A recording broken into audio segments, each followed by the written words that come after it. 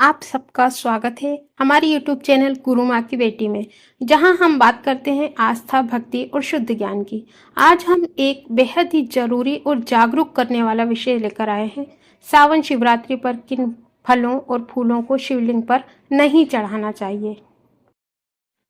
कई बार हम अनजाने में पूजा में ऐसी चीजें अर्पित कर देते हैं जो भगवान शिव को नापसंद होती हैं। क्या आप जानते हैं कि कुछ फूल तो ऐसे हैं जिन्हें शिव ने शापित कर दिया था। अगर आप चाहते हैं कि आपकी भक्ति भोलेनाथ तक पूरे भाव से पहुंचे तो इस वीडियो को पूरा अवश्य देखें, क्योंकि इसमें छिपी है वो जानकारी जो शायद आज तक आपको किसी ने विस्तार से नहीं बताई होगी। तो चलिए शुरू करते हैं शिव भक्ति की इस ज्ञान यात्रा को। हर हर महादेव। सावन का पवित्र महीना चल रहा है। पूरे देश में भोलेनाथ के मंदिरों में घंटियां बज रही हैं। भक्त जल, दूध, बेलपत्र और फूल लेकर शिवलिंग पर अर्पण कर रहे हैं। लेकिन एक सवाल मन में आता है कि क्या हम वो चढ़ा रहे हैं जो भोलेनाथ को सच में प्रिय है, या कहीं अनजाने में हम ऐसा कुछ तो नहीं चढ़ा रहे जो शिव जी को नापसंद हो। आज हम आपको बताने जा रहे हैं कि उन फलों और फूलों के बारे में जिन्हें कभी भी शिवलिंग पर अर्पित नहीं करना चाहिए। और हाँ, इनके पीछे की पौराणिक कहानियां भी जानेंगे जो न सिर्फ ज्ञान देगी बल्कि आपको भीतर से भी शिव के ओर करीब करेगी। तो चलिए शुरू करते हैं। सबसे पहले यह समझना जरूरी है कि भगवान शिव का स्वरूप बाकी सभी देवताओं से अलग है।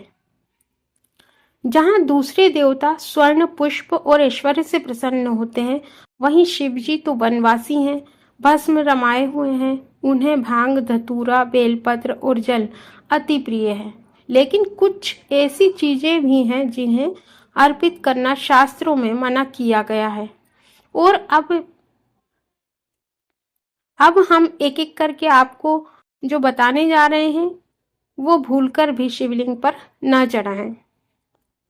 सर्वप्रथम केतकी का फूल। केतकी का फूल बहुत ही सुंदर होता है, लेकिन क्या आप जानते हैं कि इस फूल को शिवलिंग पर चढ़ाना मना है? मना है तो क्यों है? अब सबके मन में ये विचार आएगा कि क्यों केतकी का फूल शिवलिंग पर नहीं चढ़ाना चाहिए। इसके पीछे एक पौराणिक कथा है जो शास्त्रों में वर्णित है। हम आपको वही कथा बताते हैं शॉर्ट में। एक बार ब्रह्मा और विष्णु में इस बात को लेकर विवाद हो गया कि दोनों में से बड़ा कौन है। तब शिवजी ने एक विशाल अग्नि स्तंभ का रूप धारण किया और बोले, जो इसका आदि और अंत खोज लेगा वही बड़ा होगा। ब्रह्मा ऊपर गए, विष्णु नीचे गए पाताल लोक में। ब्रह्मा जी को ऊपर उड़ते हुए देखकर एक केतकी का फूल मिला जो उस अग्नि स्तंभ से गिर रहा था।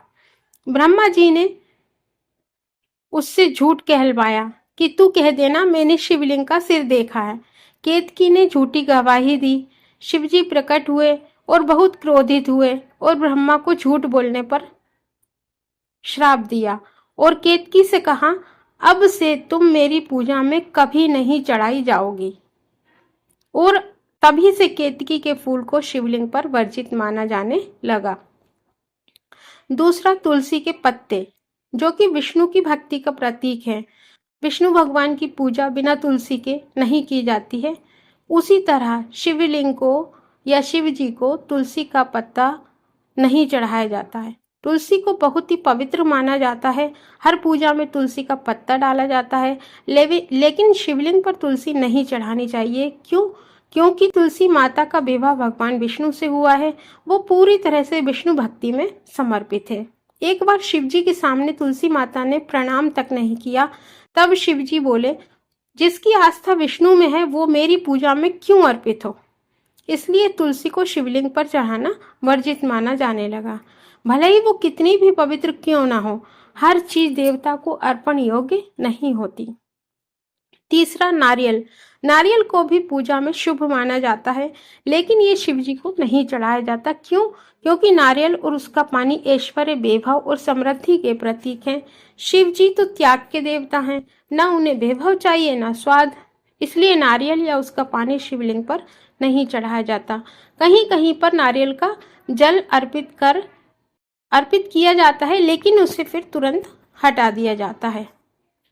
हर मूल पूजा में ये भी उचित नहीं माना जाता है। किसी खास विशेष पूजा में ही नारियल का पानी शिवलिंग पर चढ़ाया जाता है।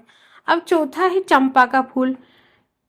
अब बात करते हैं चंपा के फूल की। तो ये फूल बहुत ही सुगंधित होता है, लेकिन इसे भी शिवलिंग पर नहीं चढ़ाया जाता, क्योंकि शिव पुराण में कहा गया है कि चंपा के पेड़ ने एक बार झूठ बोला था। शिव जी ने कहा, जो वृक्ष सत्य नहीं बोलता वो मेरी पूजा की योग्य नहीं है। तब से चंपा के फूल को भी निषिद्ध कर दिया गया।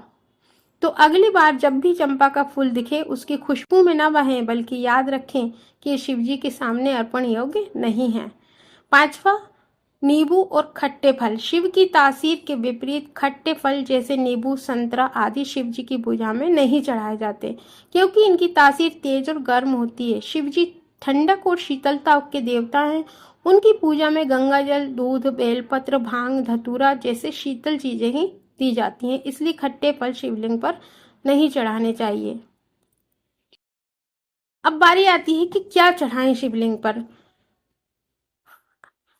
अब जब ये जान लिया कि क्या नहीं चढ़ाना है, तो चलिए ये भी जान लेते हैं कि क्या जरूर चढ़ाना चाहिए। शिवलिंग पर 1 लोटा शुद्ध जल, बेलपत्र जो कि त्रिनेत्र का प्रतीक है, 3 पत्ती वाला बेलपत्र, धतूरा विष को नियंत्रित करता है, भांग समाधि का प्रतीक है, सफेद फूल जैसे कनेर और अपराजिता, अक्षत यानी बिना टूटे चावल, शुद्ध घी, शहद, पंचामृत, गंगा जल। इन सब चीजों से शिव बहुत ही जल्दी प्रसन्न हो जाते हैं, और सबसे ज्यादा प्रिय है सच्चे दिल की भक्ति। एक बात हमेशा याद रखें, भोलेनाथ सच में भोले हैं। वो भावना को सबसे पहले देखते हैं। लेकिन साथ ही ये भी सही है कि अगर हम जानबूझकर गलत चीजें अर्पित करें या अज्ञानता में गलती दोहराएं, तो वो भक्ति में दोष बन जाता है। इसलिए इस सावन पर, शिवरात्रि पर भावना के साथ साथ ज्ञान भी अपनाएं। पूजा करें, मन से करें, पर शुद्ध विधि से करें। भोलेनाथ आपसे बहुत जल्दी प्रसन्न हो जाते हैं। बस उन्हें चाहिए सच्चा प्रेम, सच्चा समर्पण और थोड़ी सी समझदारी। हर हर महादेव। मेरी प्रिय भक्तों, अब जब आपने जान लिया कि शिवलिंग पर क्या चढ़ाना और क्या नहीं, तो इस बार की श्रावण शिवरात्रि को बनाइए और भी शुद्ध, सच्ची और शास्त्र सम्मत। शिव भक्ति में ना कोई दिखावा है, ना ही कोई आडंबर। उन्हें चाहिए सच्चा भाव, थोड़ा ज्ञान और मन से निकली हुई प्रार्थना। अगर वीडियो आपको अच्छा लगा हो तो लाइक शेयर जरूर करें। कमेंट में एक हर हर महादेव अवश्य लिखें, और अपने परिवार और दोस्तों के साथ शेयर करें, ताकि वो भी भक्ति में अज्ञानता से बचें। अगर आप ऐसे ही आध्यात्मिक और धार्मिक विषयों पर वीडियो देखना चाहते हैं, तो चैनल गुरु माँ की बेटी को सब्सक्राइब करें, बेल आइकन दबाएं, और हमें कमेंट में ये बताएं कि आप किस टॉपिक पर वीडियो चाहते हैं। फिर मिलते हैं अगले वीडियो में एक नई भक्ति कथा के साथ। तब तक के लिए ओम नमः शिवाय, हर हर महादेव।